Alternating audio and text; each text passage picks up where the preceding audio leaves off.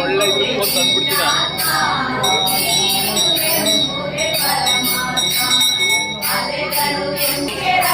Okay okay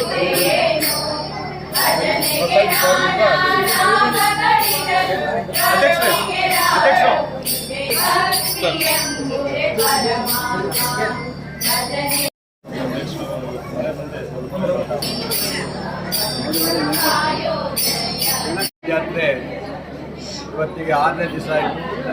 ಅದ್ದೂರಿಯಾದಂಥ ಜಾತ್ರೆಯನ್ನು ಅಧ್ಯಕ್ಷರು, ನಮ್ಮೆಲ್ಲ ಕಮಿಟಿಯ ಮೆಂಬರು, ಸಾರ್ವಜನಿಕರು ಮತ್ತು ಇಡೀ ನಮ್ಮ ಈ ಹೋಬಳಿಯ ಜನರು ತಾಯಿಯ ದರ್ಶನವನ್ನು ಪಡೆದಿದ್ದಾರೆ.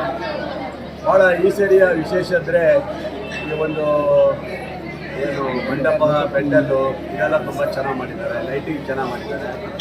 ಉತ್ತಮವಾದಂಥ ಅಮ್ಯೂಸ್ಮೆಂಟ್ ಇದು ಮತ್ತು ಅಂಗಡಿಗಳು ತುಂಬ ಚೆನ್ನಾಗಿ ಬಂದಿದೆ. ಈ ಸರಿ ತುಂಬ ಚೆನ್ನಾಗಿ ನಮ್ಮ ಕಮಿಟಿಯವರು ಎಲ್ಲ ಸಾರ್ವಜನಿಕರು ತುಂಬ ಚೆನ್ನಾಗಿ ಮಾಡಿದ್ದಾರೆ. ಇದವರು ಖುಷಿಯಾಗುತ್ತೆ.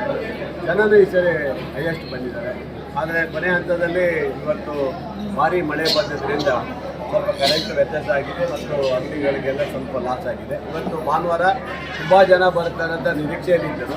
ಮತ್ತು ಈ ಮಳೆಯಿಂದ ಸ್ವಲ್ಪ ಕಮ್ಮಿ ಆಗಿದೆ. ಈಗ ಕೆಲವು ಕಡೆ ಎಲ್ಲ ಮನೆ ಮೇಲೆಲ್ಲ ಮರ ಬಿದ್ದಿದೆ. ಈಗ ಮೊನ್ನೆ ಈಗ ಒಂದು 2-3 ಕಡೆ ನನಗೆ ಮೆಸೇಜ್ ಬಂದಿದೆ, ತೆಂಗಿನ ಮರನೂ ಸಹ ಮನೆ ಮೇಲೆಲ್ಲ ಬಿದ್ದಿದೆ. ಆಮೇಲೆ ಕರೆಂಟ್ 2 ಕಡೆಯೂ ಇವಾಗ ಕಟ್ಟಾಗಿದೆ.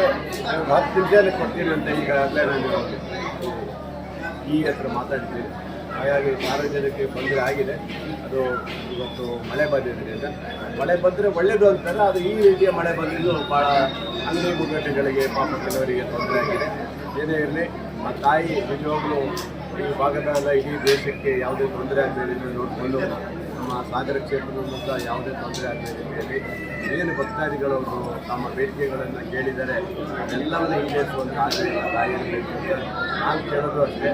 ಆದಷ್ಟು ಬೇಗ ಯುದ್ಧ ನಿಂತು ಸಾರ್ವಜನಿಕರಿಗೆ ಏನು ತೊಂದರೆ ಆಗಿದೆ, ಗ್ಯಾಸು ಈ ಕಡೆ ಸೌಲಭ್ಯಗಳು ಅದೆಲ್ಲ ಆದಷ್ಟು ಬೇಗ ಪರಿಹಾರ ಆಗಲಿ ಅಂತ ತಾಯಿಯಲ್ಲಿ ಯಾವುದೂ ಆ ಥರ ಇದು ಬರಲಿಲ್ಲ.